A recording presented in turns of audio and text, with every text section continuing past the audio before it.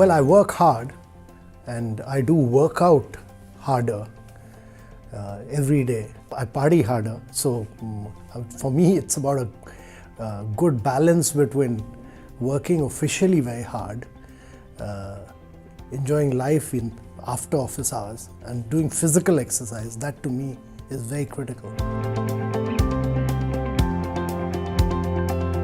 You know, I was very young and I was working with the traditional fisheries sector, and traditional fishermen used to get just about 20% of the market price of fish in Kerala those days. The challenge for me was to bring new technology to them, outboard motors, new fiberglass crafts, enable them to go much further into the sea. We got new fishing nets which are known as disco nets, and their produce increased very enormously. Productivity increased, but there were too many middlemen in the layer. There were about 18 middlemen, and the challenge was to introduce beach level auction, to introduce that they could get a higher return. So we opened their bank accounts. It was a nightmare to go through, know your customers, but we ensured that every day 50% of the return could go into their bank accounts. So it was about forming self-help groups, bringing technology, opening bank accounts.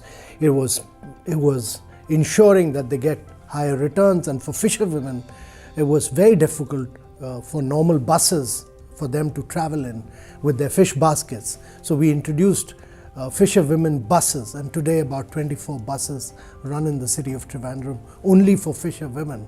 So they keep their baskets at the back and they stand or sit in front. So it was a unique experience, and I made a very substantial difference to the lives of fishermen community. And so I spent almost about 3 years of my life working with them day in, day out, and it was a very enriching and a very challenging experience.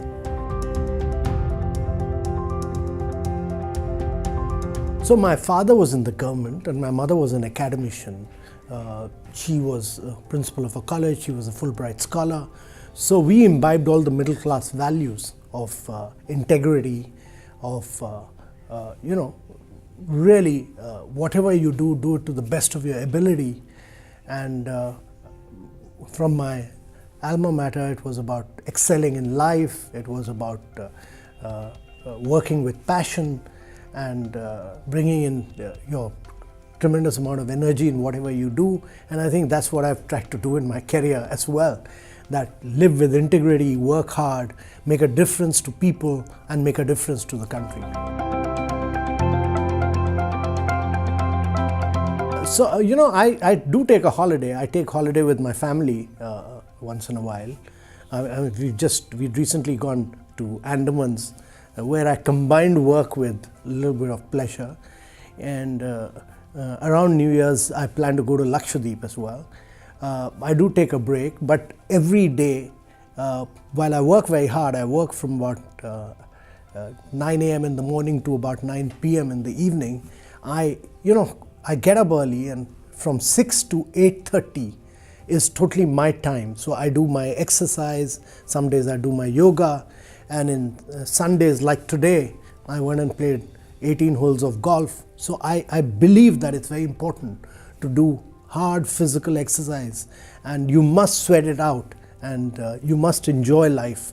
Without enjoying life, and without entertaining yourself, and without spiritually invigorating yourself on a regular day, and about physically exerting yourself, you will never be able to work hard. So you must learn the art of taking time off and sweating it out in physically, or doing yoga, or playing golf, or whatever your interest. But do take out time, and that's important for your physical well-being.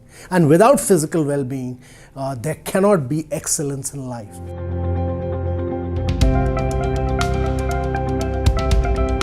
There's nobody in life who's just gone up, up, up, up and up.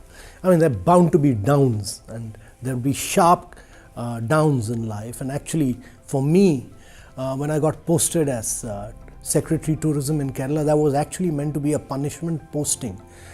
Nobody wanted to be in tourism, and nobody had heard of Kerala as a tourism destination. Everybody used to go to Kashmir or Rajasthan, and you know what, I used that crisis as in my career as a huge opportunity, and I really felt that Kerala had a massive opportunity which had not been tapped. But what I did was to look at Kerala as an antithesis of every other tourism destination and how to differentiate it. So we opened up the backwaters of Kerala. We brought back traditional carpenters to do the traditional houseboats, the Kettuvelams of Kerala, and we innovated on it, and we went back to the roots of Kerala, to its traditional Ayurveda, which we said is not a massage, it's a regimen. We went back to the traditional cuisine of Kerala. It's, it's stew and it's appams, and we went back to the traditional martial art of Kerala. We went back to the traditional art forms of Kerala. We revived the traditional Kerala architecture in its, we made it the centerfold of its tourism product, the beautiful architecture of Nalkattams, and we converted poachers into guides, and we said this is the uniqueness about Kerala, because the world of tourism is all about differentiation. And we differentiated Kerala from everybody else, and we said we'll not sell it as a mass destination, but as a high value destination. So this was all born out of at a time when I was actually down and out, but I used that opportunity. And when I got posted to India tourism, soon after that there was a major crisis because the Twin Tower blast in New York had happened. There was a war in Afghanistan. There was an attack on our parliament. And we just had about 15% occupancy in our hotels. There were very few hotels, but they were doing 15% occupancy. Singapore, Thailand, Malaysia had all stopped their marketing. But at the peak of that crisis, we launched the Incredible India campaign. And that was a huge success in terms of tourism arrival. We revived consumer demand back, and that marketing-led strategy led to the development of new airports, in Bangalore, Hyderabad, Mumbai, Delhi. So I think every job offers an opportunity. It's very important. Every single job that we go through, every single day that you go through, there's an opportunity, and we must tap into that opportunity.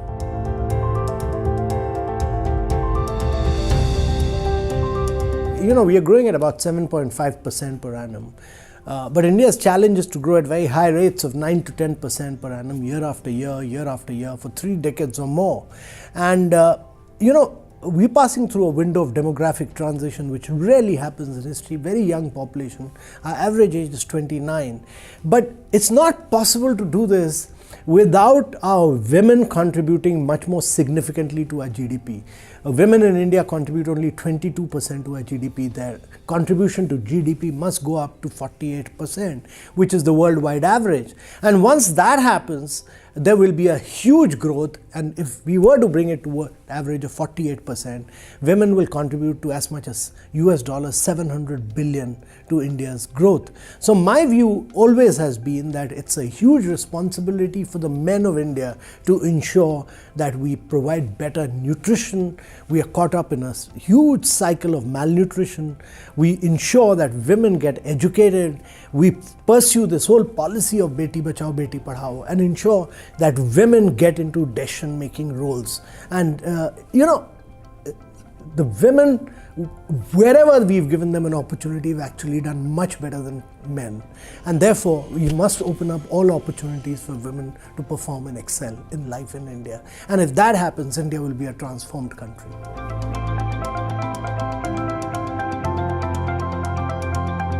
If you have a positive frame of mind and you pursue it with vigor and energy, you'll achieve success. So I've always pursued targets, I've always pursued achievement, and I've always pursued excellence.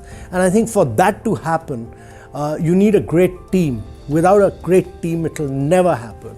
You also need to work with outstanding, excellent people from the private sector. And all this requires you to create positivity around your team. And only positivity begets success. And therefore, my belief always has been that Indians need to get negativity out of their mind. There's too much of negativity floating around. And therefore, the more positivity you have, you'll achieve success. But for positivity to to create that level of positivity, you need tremendous amount of energy, vibrancy, dynamism, and all that requires you to be positive yourself. And this requires you to do either yoga in the morning or do physical exercise, so you're constantly fresh in your mind, and constantly you should be exuding a lot of energy yourself. Well, I do a combination of several things. I either do a physical workout, or I do a yoga in the morning, or I go and play golf, but physical exercise for me is a must every day.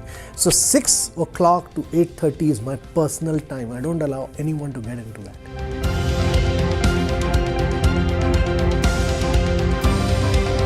It's important that we must keep upsetting the status quo. There's so much happening around. And the good thing that's happening is that there's so many young startups in India, across agriculture, across education, across health.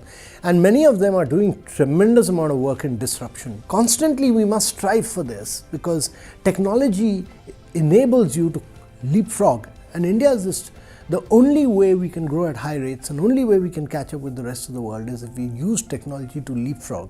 And this is what young Indians will do.